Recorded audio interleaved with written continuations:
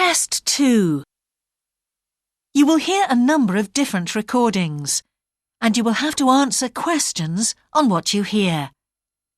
There will be time for you to read the instructions and questions, and you will have a chance to check your work.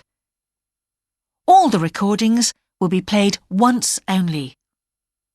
The test is in 4 sections. At the end of the test, you will be given 10 minutes to transfer your answers to an answer sheet. Now turn to Section 1. Section 1. You will hear a student talking to the student accommodation officer at a college. First, you have some time to look at questions 1 to 5.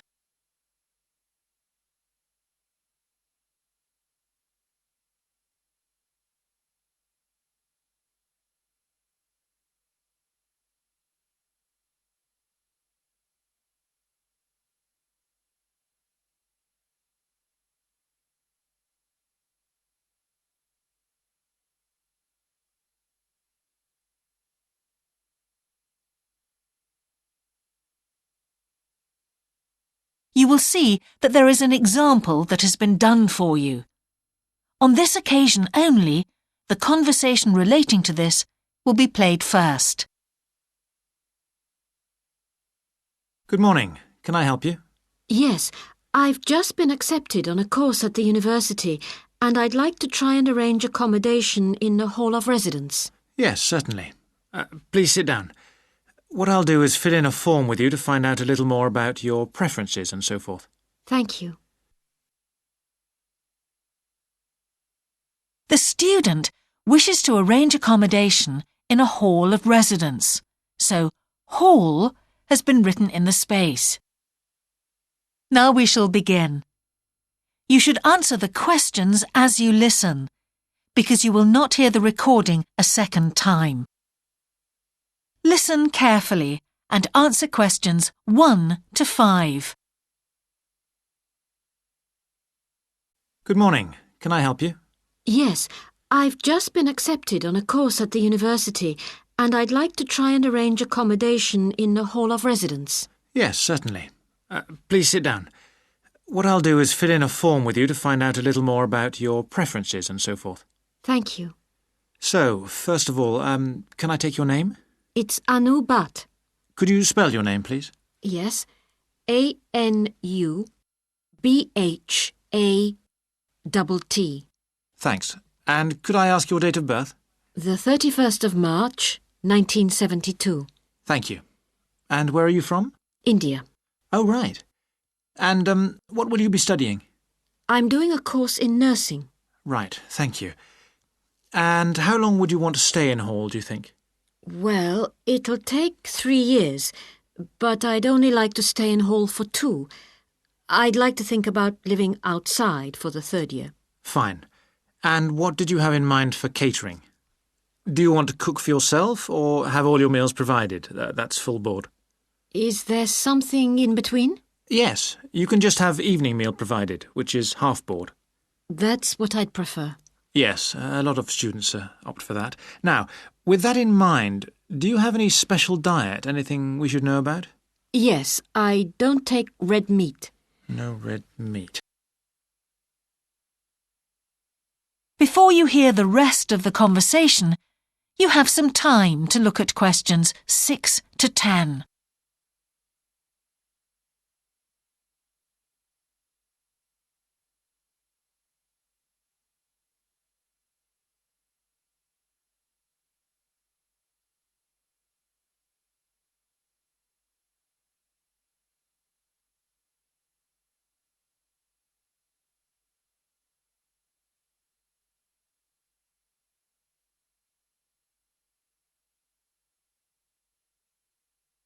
Now listen and answer questions 6 to 10. Now, thinking about the room itself, we have a number of options. You can have a single study bedroom or you can have a shared one. These are both what we call simple rooms. The other alternative is to opt for a single bedsit, which actually has more space and better facilities. There's about £20 a week difference between them. Well, actually, my grant is quite generous, and I think the bedsit sounds the best option. Lovely. I'll put you down for that, and we'll see what availability is like. Now, can I ask some other personal details which we like to have on record?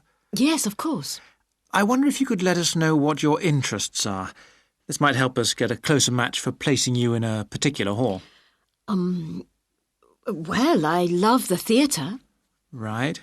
And I enjoy sports, particularly badminton. Ah, that's worth knowing. Now, what we finish with on the form is really a list from you of what your priorities are in choosing a hall, and we'll do our best to take these into account. Well, the first thing is I'd prefer a hall where there are other mature students, if possible. Yes, we do have halls which tend to cater for slightly older students. And I'd prefer to be out of town. That's actually very good for you because we tend to have more vacancies in out-of-town halls. Lucky. Yes. Anything else? Well, I would like somewhere with a shared area, a TV room, for example, or something like that. It's a good way to socialise. It certainly is. That's it. Now, we just need a contact telephone number for you. Oh, sure, I'll just find it. It's 667549.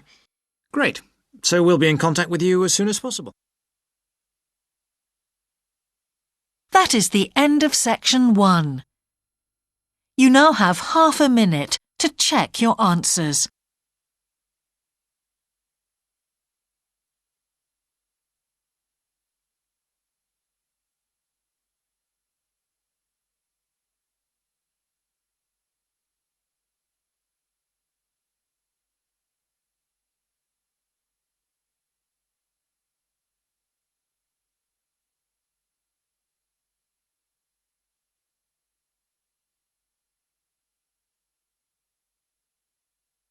Now turn to section 2.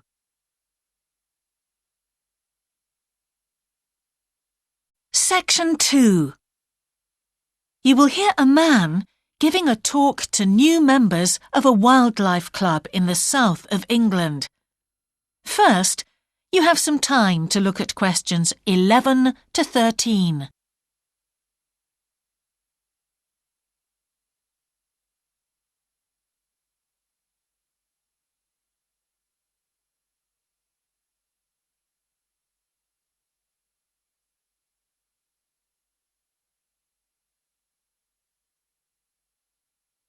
Now listen carefully and answer questions 11 to 13. Hello, I'm delighted to welcome you to our wildlife club and very pleased that you're interested in the countryside and the plants and creatures of this area. I think you'll be surprised at the variety we have here, even though we're not far from London. I'll start by telling you about some of the parks and open spaces nearby. One very pleasant place is Halland Common. This has been public land for hundreds of years, and what you'll find interesting is that the River Ouse, which flows into the sea 80 kilometres away, has its source in the common. There's an information board about the plants and animals you can see here, and, by the way, the common is accessible 24 hours a day. Then there's Holt Island, which is noted for its great range of trees. In the past, willows were grown here commercially for basket making, and this ancient craft has recently been reintroduced.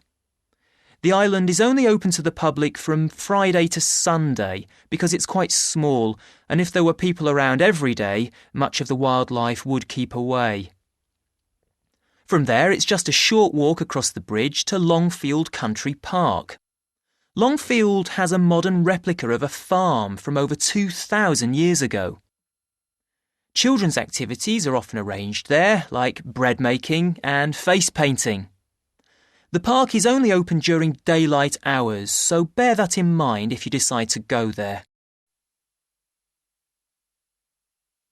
Before you hear the rest of the talk, you have some time to look at questions 14 to 20.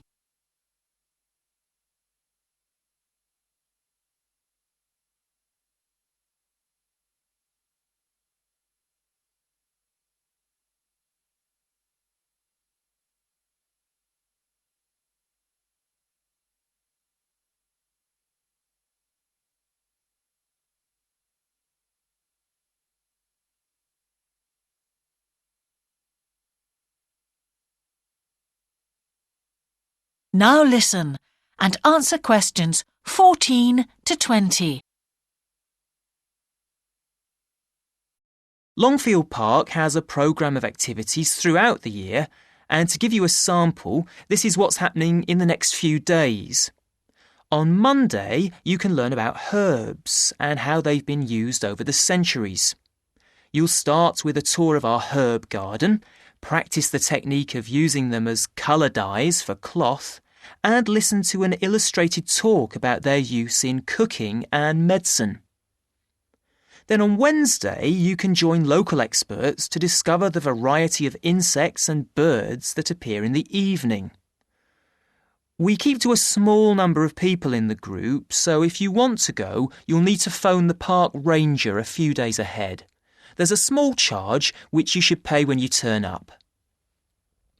I'm sure you're all keen to help with the practical task of looking after the park, so on Saturday you can join a working party. You'll have a choice of all sorts of activities, from planting hedges to picking up litter, so you'll be able to change from one to another when you feel like it.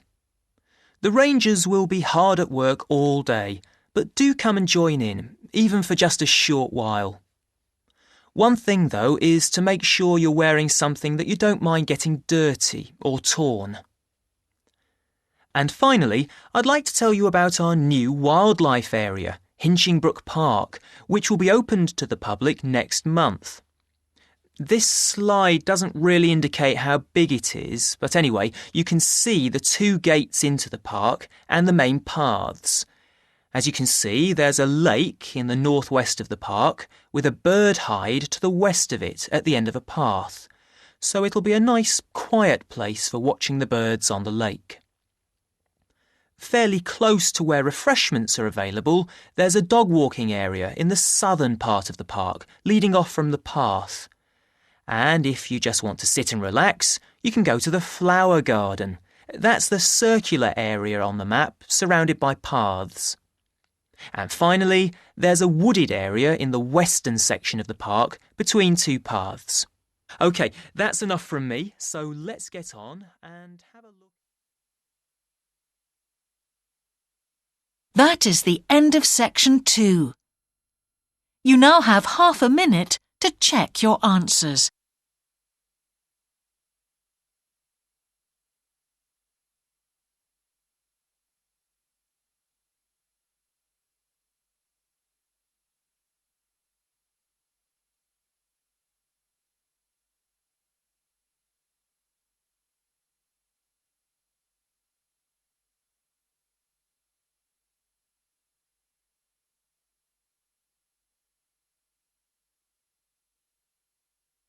Now turn to section 3.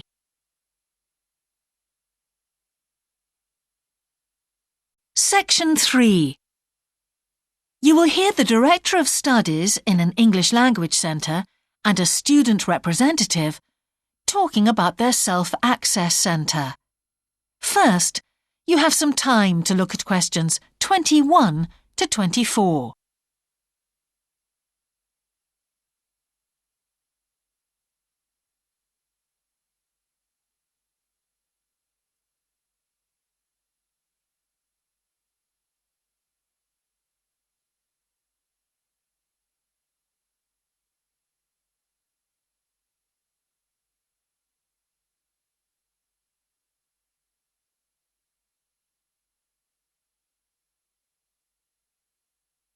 Now listen carefully and answer questions 21 to 24.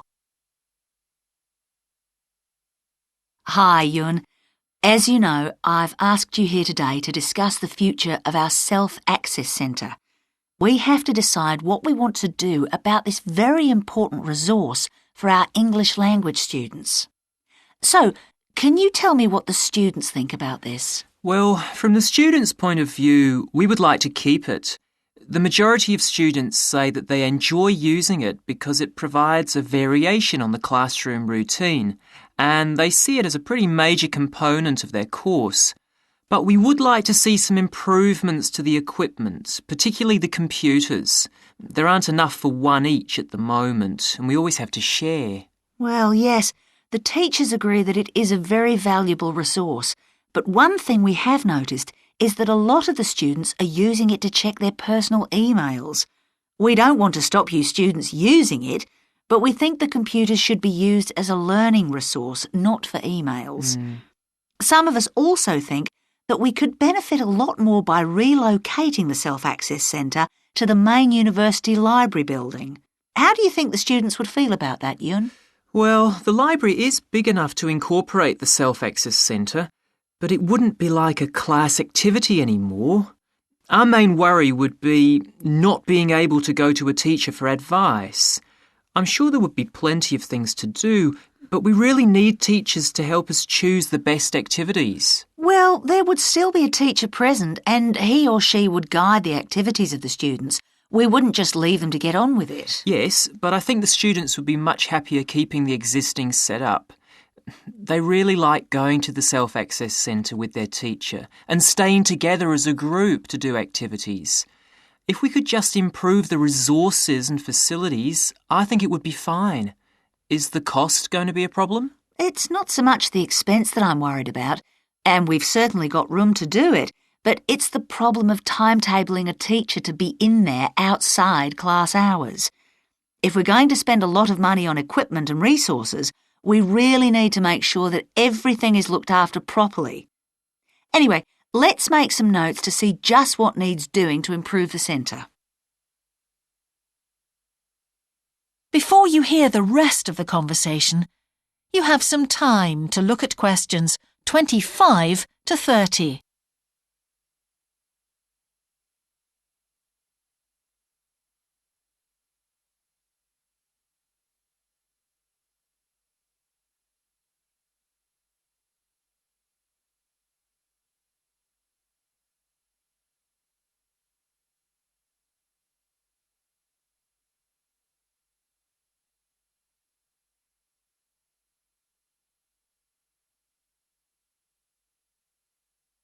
Now listen and answer questions 25 to 30. Now, what about the computers? I think it might be a good idea to install some new models. They would take up a lot less room, and so that would increase the workspace for textbooks and so on. That would be great. It is a bit cramped in there at times. What about other resources? Do you have a list of things that the students would like to see improved? Yes, one of the comments that students frequently make is that they find it difficult to find materials that are appropriate for their level, especially reading resources. So I think we need to label them more clearly. Well, that's easy enough. We can get that organised very quickly. In fact, I think we should review all of the study resources as some of them are looking a bit out of date. Definitely. The CD section especially needs to be more current. I think we should get some of the ones that go with our latest course books and also make multiple copies. Good. Now, I was also thinking about some different materials that we haven't got in there at all. What do you think of the idea of introducing some workbooks? If we break them up into separate pages and laminate them, they'd be a great resource. The students could study the main course book in class and then do follow-up practice in the Self-Access Centre. That sounds good. OK, now finally we need to think about how the room is used. I'll have to talk to the teachers and make sure we can all reach some agreement on a timetable to supervise the centre after class. But we also need to think about security too, especially if we're going to invest in some new equipment. What about putting in an alarm? Good idea. The other thing I'd like to do is talk to our technicians and see whether we could somehow limit the access to email. I really don't want to see that resource misused. What about if we agree to only use it before and after class? Yes, that would be fine. OK, anyway, that's great for now. We'll discuss it further when we've managed to sort. That is the end of section 3. You now have half a minute to check your answers.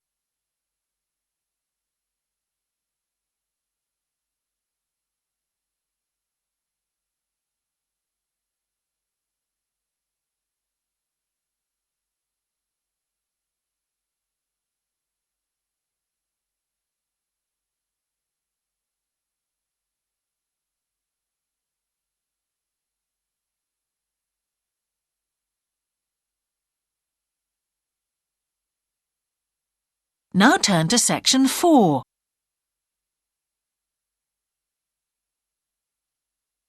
Section 4. You will hear the beginning of a lecture about business cultures. First, you have some time to look at questions 31 to 40.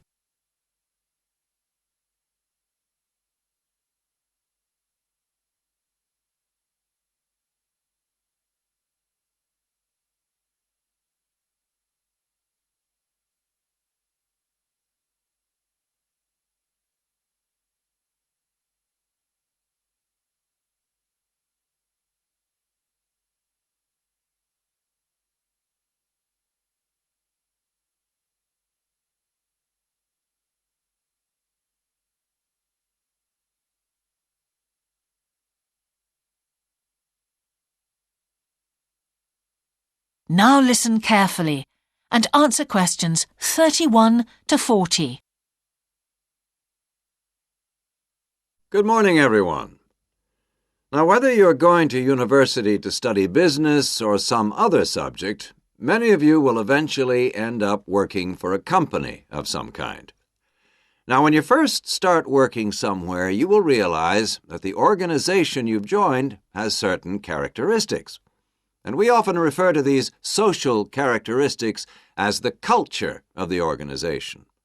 This includes its unwritten ideas, beliefs, values, and things like that. One well-known writer has classified company cultures by identifying 4 major types.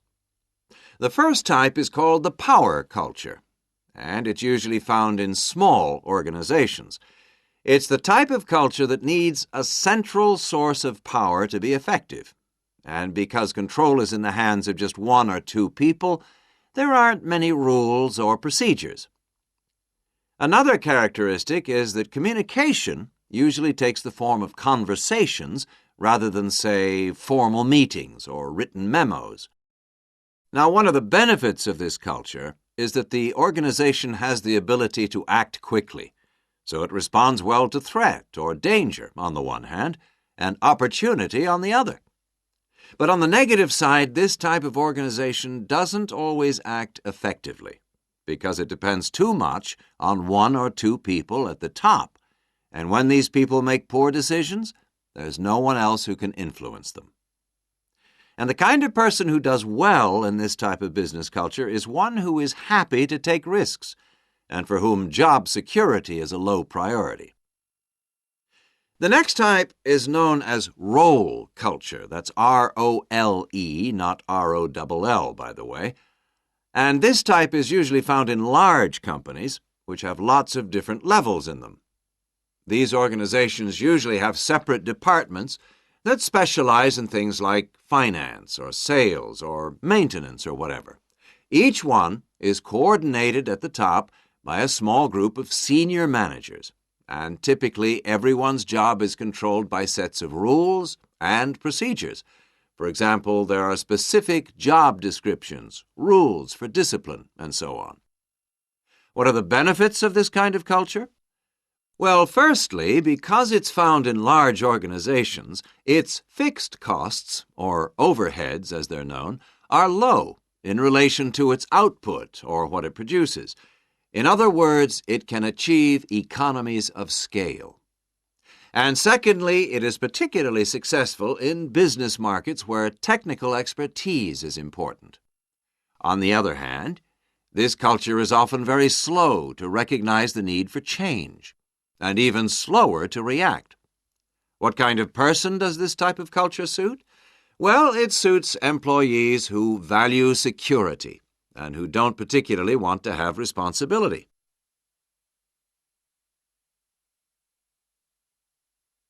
Moving on now to task cultures. This type is found in organizations that are project-oriented. You usually find it where the market for the company's product is extremely competitive, or where the products themselves have a short lifespan.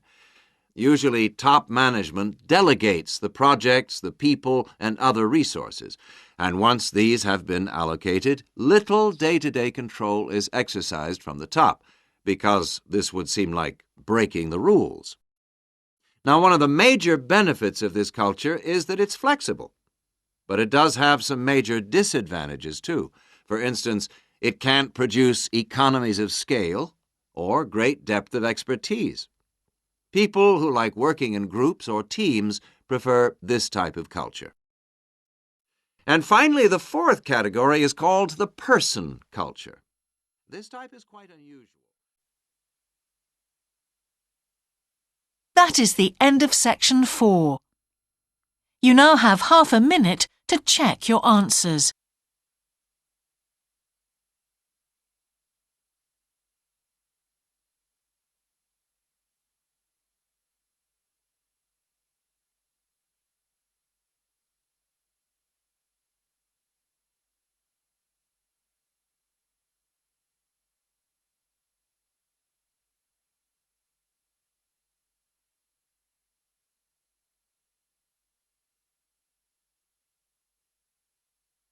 That is the end of the listening test.